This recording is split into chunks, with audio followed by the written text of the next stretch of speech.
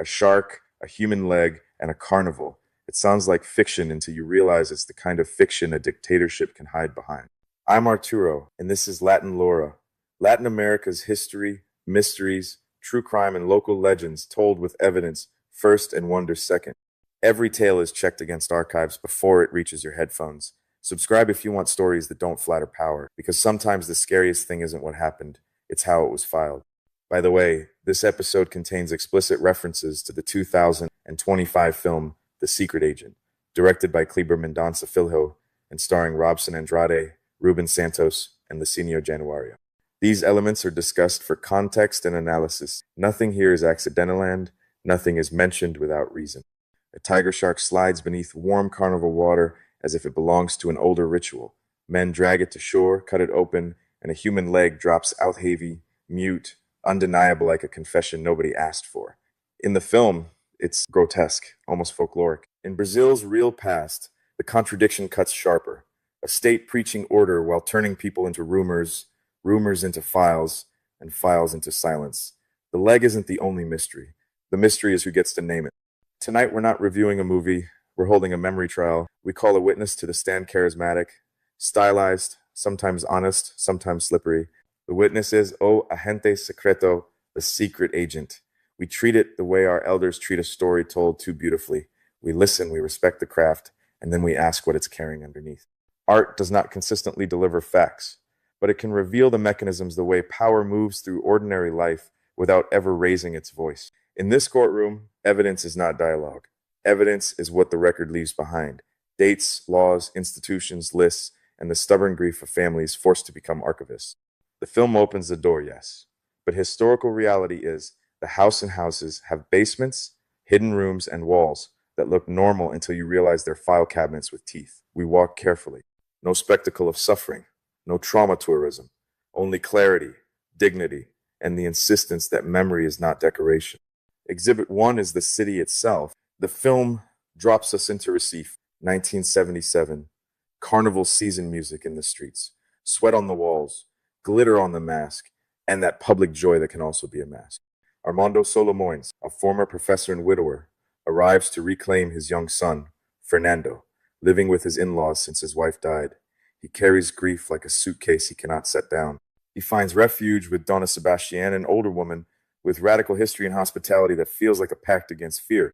Inside that refuge, the film builds a small republic of the hunted, dissidents, the quietly afraid, people with accents and pasts that don't match the official story. There are refugees from Angola's civil war too. That matters. The global south shares roads of escape and paperwork as shelter. Everyone has a name and also a second name because under a dictatorship, a name is not only identity, it is risk. Even love speaks softly.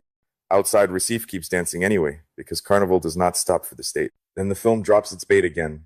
The headline of the severed leg and the shark. It becomes a carnival rumor, a myth people repeat because the alternative is to talk about what power is doing in daylight. Police Chief Euclides appears corrupt, loud, confident, moving through Recife as if he owns it, because armed men often do. He jokes, he intimidates, he wants to be liked, he wants everyone to call fear respect. That desire is not personality, it is a method. It is how a system teaches people to smile while swallowing dread. Exhibit 2 is paper. Armando is placed to work inside the bureaucracy, the identity card office. The film is precise here because it is in paperwork that dictatorships learn to smile. Armando enters under an alias among forms, fingerprints, and folders. He searches for traces of his own past, especially a mother he barely remembers, if a life can be erased by misfiling. And then Euclides appears in that office too, as if to say the state does not only watch from prisons, it watches from counters, stamps, and routine. Beyond Recife, another gear turns. A former government minister turned corporate executive orders Armando's death. 2 hitmen travel toward the city like an ominous prophecy. Armando learns there is a contract on him. He is told to flee with fake passports, improvisation as survival technology. He says goodbye to Donna Sebastiana's refuge, to that fragile community that kept him breathing. The film holds a farewell like an unfinished prayer, because under dictatorship, even goodbyes sound like a monitored phone line. Then chaos accelerates. A poor local gunman is recruited. Surveillance tightens. Violence ricochets through Recife while Carnival keeps playing music, because public noise is the best cover for private terror. The city becomes a mazophone booths, offices, rivers, barbershops, alleyways. In the end, Armando is murdered and framed. His story is rewritten by power into something convenient, something that sounds like moral failure instead of political execution. That framing is a second killing aimed at the living. It teaches everyone else how to disappear without dying. The film then does what archives do. It jumps. In the present, Flavia, a history student, listens to tapes and reads newspapers, chasing the thread of a resistance network. She finds Fernando Armando Sano, a middle-aged doctor. He does not clearly remember his father. He remembers a movie. He remembers a shark on a screen. Trauma does not always leave you with the event itself. Sometimes it leaves you with a substitute memory safer to hold, easier to explain. Absence becomes a kind of evidence, and the silence around that absence is its own testimony. So that is the film's spine. A man hunted in 1977, a city performing joy under threat, and a future where truth survives as tape hiss, paper, rumor, and gaps. Now the trial begins, because 1977 is not just an aesthetic choice. Historically, it is an old dictatorship. In the stage, the regime calls an opening slow, gradual, safe. Notice that word, safe. Safe for whom? Safe for which bodies? Safe for which names? The record teaches us that opening can still be a lock, only disguised as weather. Let the record take the stand. Brazil's dictatorship began on March 31st, 1964, with a civilian military coup that removed President João Goulart. The record places that coup in a broader crisis that started in August 1961 with the resignation of President Jânio Quadros. Goulart's administration sheltered a national status project and the basic reforms measures aimed at the city and countryside, banking, taxes, electoral rules, the statute of foreign capital, and the university. The record argues the coup was also an attempt to defeat that project, not just a reaction to disorder. Now, the uncomfortable part is that the archive refuses to soften. This was not only generals in a room. The coup drew in broad sectors of society beyond the armed forces, parts of the political class, parties such as the Social Democratic Party and the highly conservative National Democratic Union, entrepreneurs, sectors of the Catholic Church, intellectuals, and middle-class mobilizations. Parades were organized calling for the armed forces to intervene, framed as defense of God, the Republic, and the family against a communist threat. Memory likes lone villains. The archive remembers coalitions, banners, and applause, and it insists we account for them. A few days before the coup, there were marches. After the coup, there were victory parades too, as if the country were celebrating its own capture. Records count dozens of parades between April and June of 1964, with most occurring after the coup, especially in April. This matters because a later myth tries to harden into truth, the myth of a society that always resisted while only the state oppressed.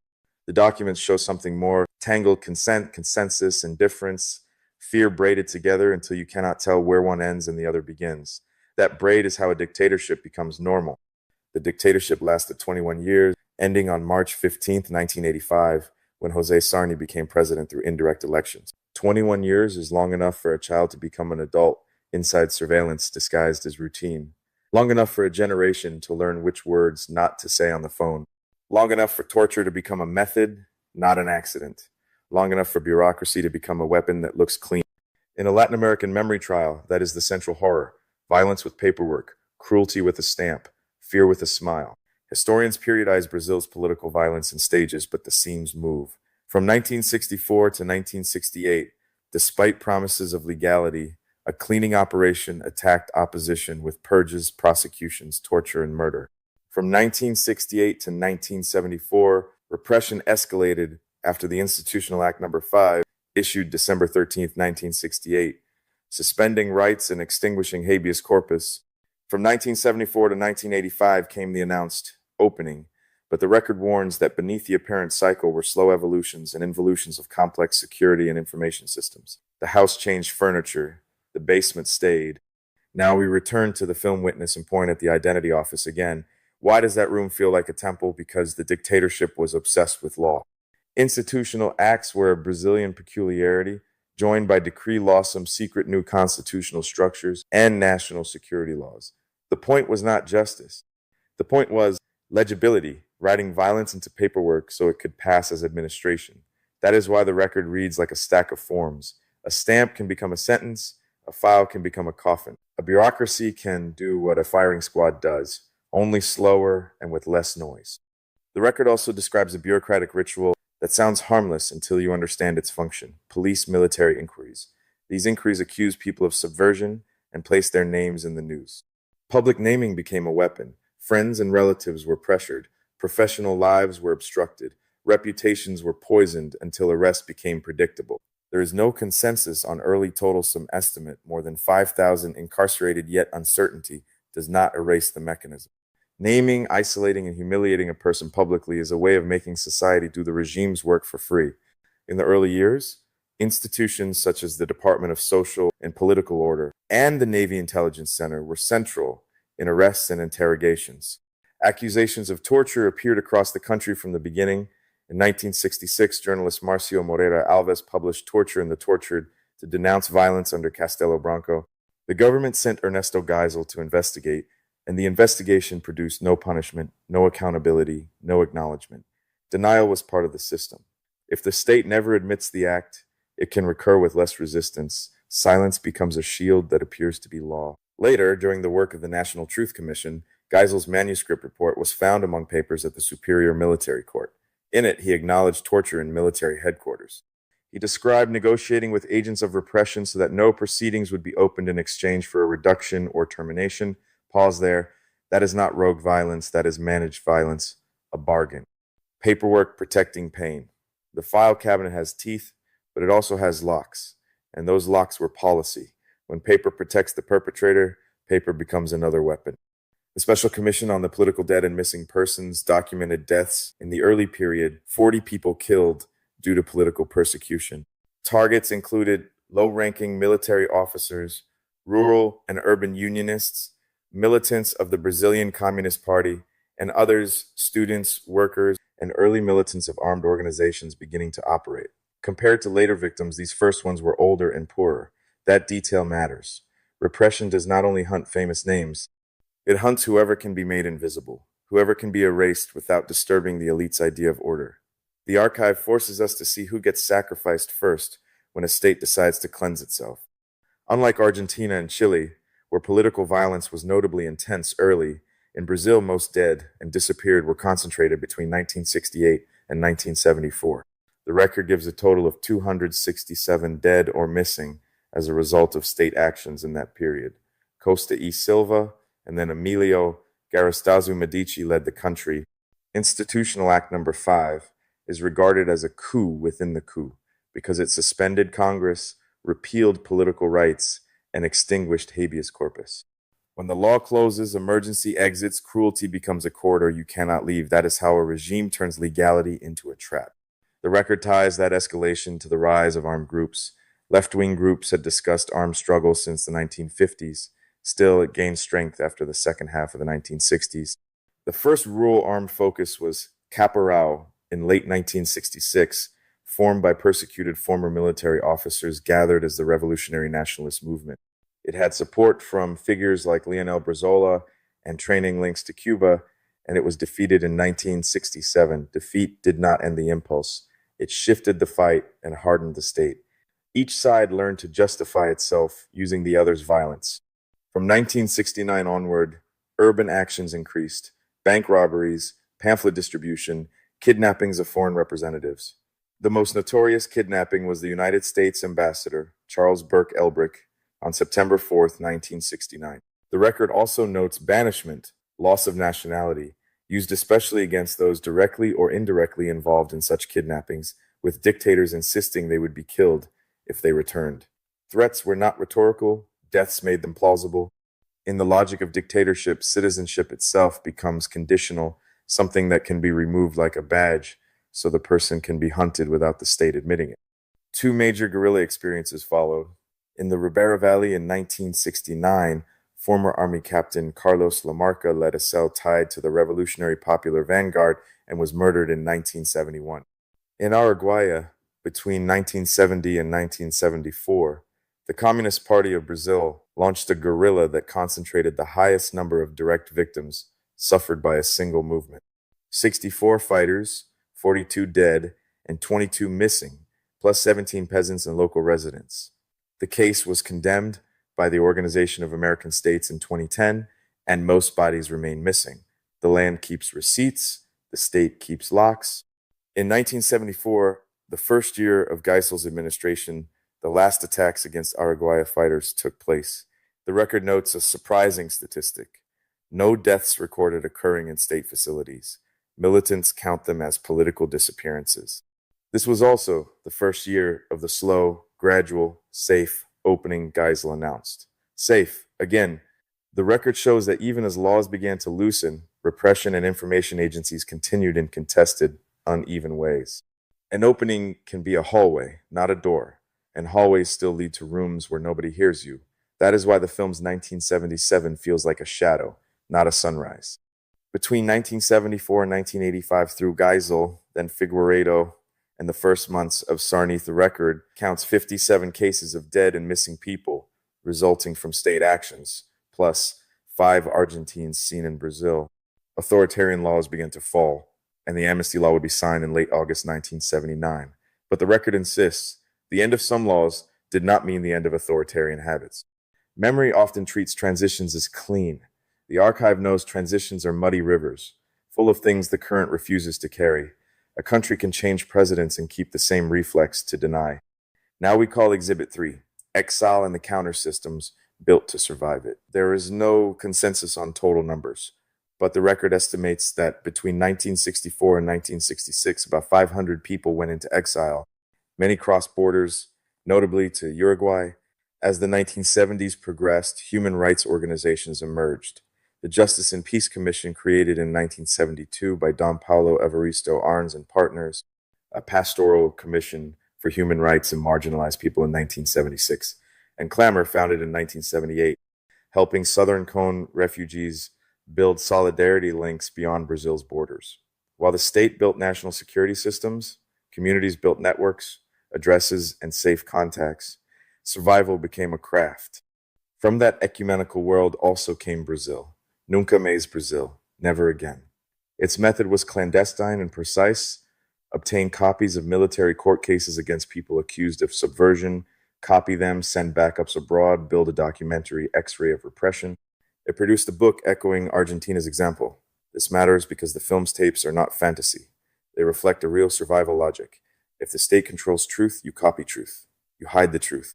You move truth across borders like contraband medicine, and the person who carries it becomes part of the archive, whether they want to or not. The call for amnesty and the denunciation of human rights violations drew support from important sectors of society, with support abroad from exiles. Movements like the Women's Movement for Amnesty and the Brazilian Committee for Amnesty pushed for vast, comprehensive, unrestricted amnesty, especially to return exiles and the banished. Unlike Argentina, organizations based on kinship ties emerged in Brazil later, during the transition, and not neatly as mothers and children. After 1985, torture. Never again groups formed across Brazil, gathering people harmed directly or indirectly by state violence. They became enduring voices, demanding the end of impunity, sometimes visible, sometimes pushed back into the shadows.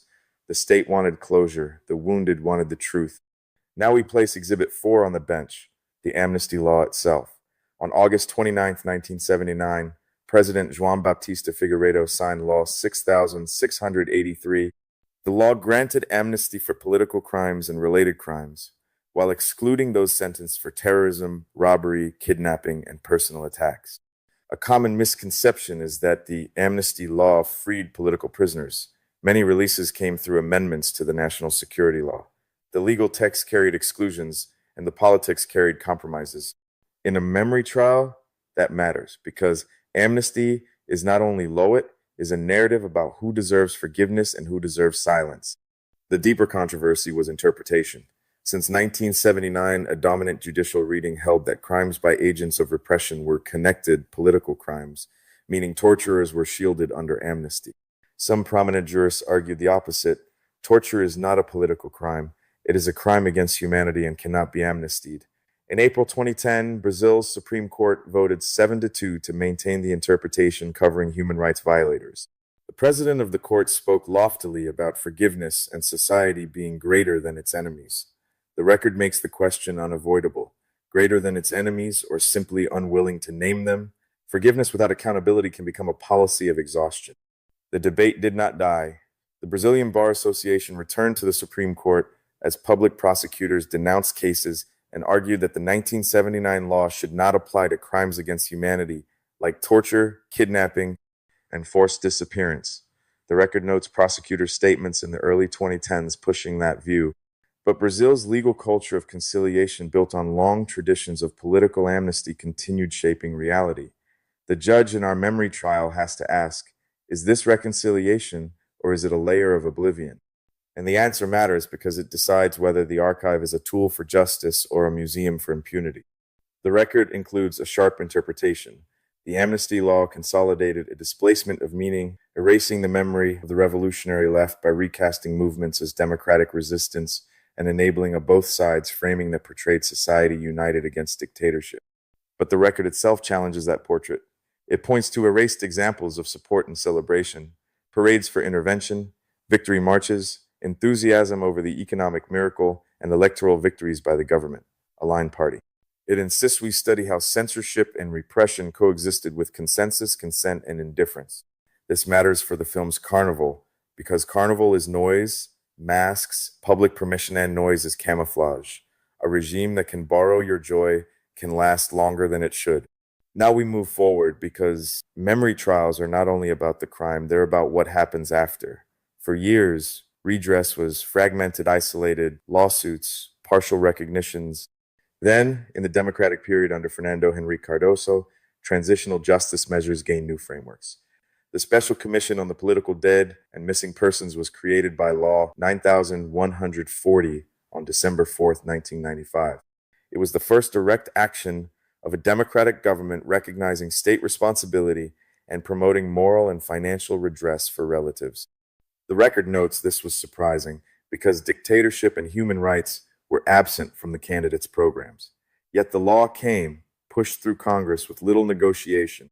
That suggests confidential internal talks with ministries, especially with military officers, whose full story still deserves to be told. The commission structure mattered. Representatives of families, the armed forces, the public ministry, the Ministry of Foreign Affairs, the Human Rights Commission of the Federal Chamber, and civil society voted on a case-by-case basis. The law immediately recognized 136 militants from a dossier compiled by relatives and partners, and the commission could receive new denunciations. But limitations were harsh. By setting the reporting period from September 2nd, 1961 to August 15th, 1979, it excluded many cases later in the dictatorship. Suicides linked to torture trauma, deaths abroad were initially excluded. Deadlines limited access. Worst of all, relatives carried the burden of proof. Many families did not even know their rights because there was no intense campaign. They had to gather documents, sometimes non-existent, and even pay for DNA exams and body searches. The state harmed them, then demanded they document the harm. Inside the commission, similar dependency caused conflict. Deaths had to occur in areas controlled by the state, risking exclusion of combat deaths. The record notes intense internal debate and suspicions that the armed forces exerted pressure to ensure the state would not be found guilty in emblematic cases, especially those involving Carlos Marighella and Carlos Lamarca. Symbols are battlegrounds. The dictatorship fought with guns and torture, but also with narratives. And after the dictatorship, narratives became legal fights votes, reports, dissenting opinions. That's why the film's framing of Armando as corrupt after death lands so hard. It mirrors a historical instinct to rewrite victims into convenient stories. Marighella, a former congressman and leader of the National Liberation Action, was considered the regime's #1 foe. He authored the Urban Guerrilla Handbook, which circulated widely. He was murdered on November 4th, 1969, in Sao Paulo by the political police, and a photo of his dead body inside a car circulated widely as a message. In March 2012, photographer Sergio Tafner Jorge denounced the farce, staged by police chief Sergio Fleury, removing Marighella, checking pockets, placing him back, then allowing photographs. The commission granted Marighella's case by a 5-2 vote with dissent by General Oswaldo Pereira Gomez and Public Ministry Representative Paulo Gustavo Branco. Even vote counts become evidence of resistance to acknowledgement. Lamarca's case carried the taste of betrayal for the armed forces. He was an army captain who abandoned the institution and became a guerrilla leader. He was murdered on September 17th, 1971, in Bahia's backcountry. The dictatorship's official version claimed a shootout, but the report on the Pajussara operation on official document with photos An exhumation proved he was shot to death without a chance of defense. Like Marighella, his case was granted 5-2, with the same dissenters.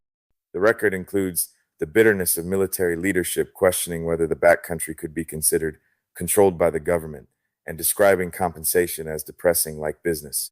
That language reveals the moral struggle, whose suffering counts, who gets to define control, who gets to decide what political means. The bitterness escalated later. In June 2007, after the state acknowledged responsibility for Lamarca's death, the Amnesty Commission compensated his widow and sons for exile in Cuba and promoted him to general. Military officers saw him as a traitor and rejected the promotion. This illustrates a core contradiction, civilian sectors recognizing responsibility. In contrast, the military sectors categorically reject institutionalized violations, insisting there were excesses but no system. The argument is not only about history, it is about legitimacy who is honored, who is condemned, who is allowed to be remembered. A country can admit a crime and still protect the criminal's institutional pride. Over time, the legal framework changed. In August 2002, a law extended deadlines and expanded the time frame to October 5, 1988. In July 2004, another law allowed the inclusion of people victimized in public gatherings or armed conflicts with public agents, foreigners, and those who committed suicide under predictable trauma, leading to further extensions. In 2007, the Commission published the report Right to Memory and Truth, supported ironically by the Ford Foundation, printed in the thousands. Yet the record itself criticizes how that report reinforced the myth of resistance, portraying society as mostly democratic and resistant, erasing episodes of consent and celebration. The archive can acknowledge crimes and still tell a story that comforts the nation. That is why memory must remain a trial, not a monument. Parallel to that commission, Brazil's Amnesty Commission developed a broader redress policy. Created in the Ministry of Justice in 2001 and structured by law in 2002, it estimated it would receive about 60,000 indemnification requests from people prevented from working exclusively due to political motives between 1946 and 1988. Unlike earlier laws, it acknowledged those without registered jobs, including students. It recognized the silent repression, unemployment, professional downgrading, and forced work below one's qualifications because recommendation letters were blocked. That violence leaves no bruises for photographers, but it reshapes lives. It is classed as violence too, because the ability to recover depends on social position. Memory is never only moral, it is also economic. The Commission tried to counter flattening by turning redress into a public ritual and an educational tool. It created amnesty caravans, symbolic events in universities and other spaces opposed to dictatorship, publicly delivering results and restoring local memory. It developed Marks of Memory, an oral history project collecting testimonies from those granted amnesty, which serves as a vital tool for understanding how personal narratives shape collective memory. It worked toward building an archive where documentation could live. This matters for the film's tapes. Flavia's listening is not a fantasy. She is the cinematic cousin of thousands who carried truth when institutions refused it through copies, testimonies, rituals, and stubborn listening. In Latin America, the person who remembers becomes a public function, even when they never asked for the job. Now, we bring Dilma Rousseff into the courtroom as a figure shaped by dictatorship. The record is precise. Fernando Henrique Cardoso was affected by the Institutional Act No. 5 and forced to retire from the University of São Paulo in April 1969. 11 years later, in April 1980, Lula, a steel worker and union leader, was arrested and held for 31 days at the Department of Social and Political Order under the National Security Law, with a brief leave to attend his mother, Eurídice Ferreira Melo's funeral. Dilma Rousseff joined armed groups, was arrested in January 1970, tortured at Operation Bandeirantes, spent time at the Department of Social and Political Order, and served most of her sentence at Tiradentes Penitentiary until late 1972. 3 presidents, different paths, one machine. The past continues to shape the present, reminding us that history's echoes remain relevant and demand ongoing reflection. On the eve of her inauguration, Dilma spoke of a mea culpa by the executive and the armed forces, and of an official narrative about the leaden years. The Truth Commission was planned under the National Human Rights Plan and voted with urgency by Congress in September 2011. It was to operate for 2 years, composed of 7 members chosen by the president under the oversight of the Civil House, funded by the executive. Its mandate: clarify and divulge violations between 1946 and 1988, identify where they occurred, forward information to locate missing bodies, recommend measures to prevent future violations, promote national reconciliation and historic reconstruction. But from birth, it was contested. That contest is part of the story because the process of truth-seeking continues to influence current societal debates and power structures, illustrating how truth investigations are intertwined with ongoing struggles for justice and reconciliation. Opponents demanded that no direct victims serve on the commission to preserve impartiality, as if suffering disqualifies truth. Folha de São Paulo argued that no public body should establish the truth, called the action pretentious, insisted that impartiality was impossible, and urged the declassification of files instead. That newspaper is also notorious for calling Brazil's dictatorship soft because of the lower number of deaths compared to its neighbors. The record shows why that adjective is violent. It erases institutionalized torture, the legal obsession that made repression normal, the long endurance of consent and propaganda, and the specific harms later highlighted: violence against indigenous peoples, wage decreases as human rights violations, and corporate roles in repression. Soft for whom? The archive does not accept adjectives as evidence. Relatives and social movements also criticized the Truth Commission. They argued that 2 years was too short. They objected to the military presence. They rejected the absence of victims among the members. They protested that the commission would not generate lawsuits, maintaining the reciprocity logic of amnesty. Academic circles disagreed too. A national association supported the commission, while historians questioned what truth means for a historian. This is not a side detail. It is the core tension of memory trials. Truth as a legal category, reality as a historical process, truth as lived pain. The state wants reconciliation. Families want accountability. Scholars want method. Society wants comfort. Comfort is not evidence, and a memory trial is not a lullaby.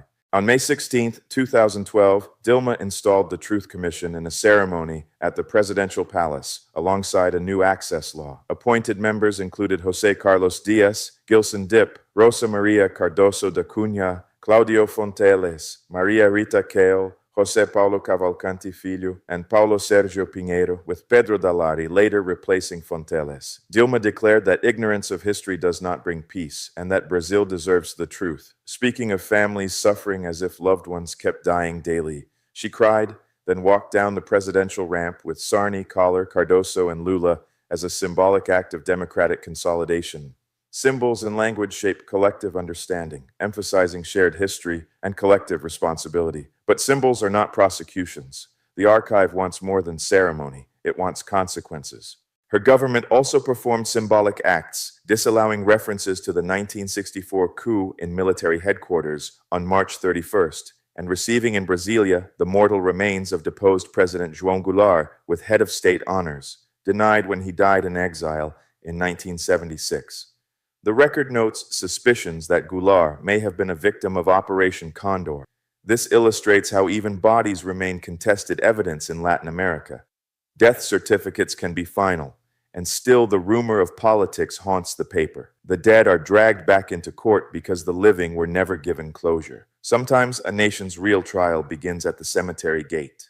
The Truth Commission inspired initiatives across states, municipalities, companies, and universities. It gathered new information about repression mechanisms and drew attention to wage decreases in the 1970s as human rights violations, violence against indigenous peoples, and corporate roles in repression. And predictably, relations with the armed forces grew tense. The record mentions orders that officers could only testify if authorized by the army, and a summoned officer refusing to collaborate with the enemy.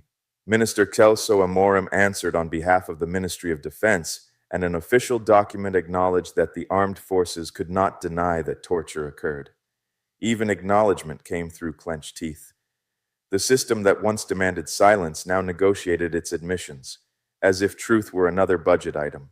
Then came a moment that sounds like cinema, but belongs to the record. In March 2014, Colonel Paulo Malhais, a former agent of the Army Information Center who operated in the clandestine House of Death in Petropolis, testified. He arrived in a wheelchair, fragile in body but blunt in language. Asked how many militants died, he answered, "As many as were necessary." The country heard it, and the question rose like smoke. Can someone confess crimes against humanity and walk away free? Under amnesty's shield, that question becomes an accusation against the legal order itself. It is not only the past on trial, it is the present's willingness to keep protecting it. About a month after testifying, on April 24th, 2014, Malhais was murdered in his home. Investigations pointed to his housekeeper, and the inquiry continued. The record does not ask us to turn this into a thriller. It asks us to notice a pattern. When truth moves, danger moves too, and institutions often respond by tightening silence.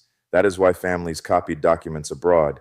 That is why clandestine backups mattered. That is why oral histories matter. In authoritarian afterlives, truth is not only a moral claim, it is also a security problem, and security has always been the regime's favorite excuse. Accountability remained limited.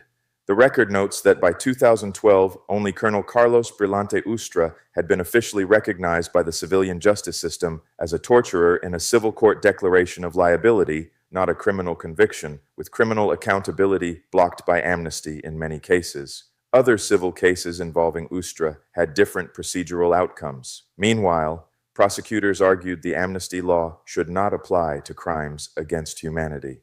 The debate over revising amnesty returned to the spotlight and was expected to be a primary recommendation. This is the mechanism that keeps the file cabinet dangerous. A legal architecture built to end conflict can also preserve impunity. A country can call itself democratic and still maintain a protected corridor for perpetrators. Now, as judges, we return to the film witness and cross-examine the exhibits one by one. Exhibit 1, the shark leg. The record does not claim a literal shark carried political bodies. What it shows is how censored societies learn to speak through monsters. When naming repression is dangerous, rumor becomes a safe courier. Folklore becomes shelter. A severed limb in a carnival story stands in for a truth everyone feels but cannot prove aloud.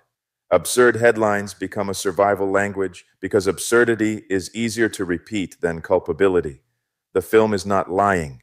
It is a translation of a social reflex. Speak sideways so you can keep breathing. Exhibit 2, the identity card office. Historically, the dictatorship's obsession with legal forms, institutional acts, decree laws, national security statutes, inquiries, made bureaucracy a central instrument of control. The film stages that truth in a room of folders where existence depends on paper. Armando's search for proof that his mother existed mirrors what families later faced: the burden of proof, the hunt for documents, the cost of DNA, and the demand to prove state violence even when the state erased evidence. The film is testifying through compression. The file cabinet bites slowly, and the slow bite is often worse because it teaches the nation to accept the wound as usual. Exhibit 3, the carnival death count. The record insists repression coexisted with propaganda, popularity, and consent. The Medici years combined apex repression with apex popularity, with propaganda and great works, and national performances like the 1970 World Cup celebration and the 1972 Independence commemoration. The myth of an always resistant society erases those moments. The film's carnival is camouflage, public joy covering private terror. A city can dance while someone is interrogated in a room without windows. That coexistence is not hypocrisy. It is how regimes last. They colonize normal so completely that even grief feels like background noise. The film makes that colonization visible by placing death under music. Exhibit 4, hitmen, contracts, and class humiliation. The record shows the coup coalition included entrepreneurs and political actors, and later investigations highlighted corporate roles in repression. The film compresses this into an executive ordering death and a dinner scene where contempt becomes policy. We should not claim one-to-one counterparts. That would be fiction masquerading as evidence. But the mechanism is documented. A socially enforced hierarchy becomes legally enforced, then violently enforced. Authoritarianism needs class arrogance like fire needs oxygen. When a powerful man decides someone is expendable, the state supplies tools and society supplies silence. That silence is not empty. It is labor, the labor of not asking questions. Exhibit 5, the Holocaust Survivor Misunderstanding. The record shows dictatorship language depended on labels, subversive, communist, enemy, carried through inquiries, newspapers, job blocks, prison doors. Labeling flattens human beings into categories functional for power. The film uses a cruel misunderstanding to show how a system teaches suspicion and ignorance. When the state teaches you to see categories, you stop seeing faces. That is how cruelty becomes procedure. It is also how ordinary people become complicit without thinking of themselves as monsters, because they are just following the label. In Latin America, labels have always been weapons: agitator, bandit, terrorist, primitive, illegal. The archive is full of words that kill without blood. Exhibit 6, tapes, archives, Flavia's listening. The record shows Brazil built memory through clandestine documentation and public ritual. Brazil, nunca mais, copying military court cases and sending backups abroad. Amnesty caravans delivering decisions in universities. Marks of memory collecting oral histories. Archives being built from processes. The film's tapes echo that. They show how truth survives in fragile media despite official institutions' refusal to hold it cleanly. They show why access laws matter, why declassification was demanded, and why archives remain contested land. Whoever controls the archive controls what the future calls real.